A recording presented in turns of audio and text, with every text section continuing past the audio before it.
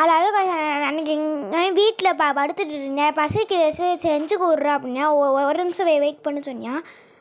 TV கிட்டே அப்படியே போனியா, என்னடா நடந்து போய் டிவி கிட்டே போனான்னா செவ்வாழை வாழைப்பழம் இருந்துச்சு.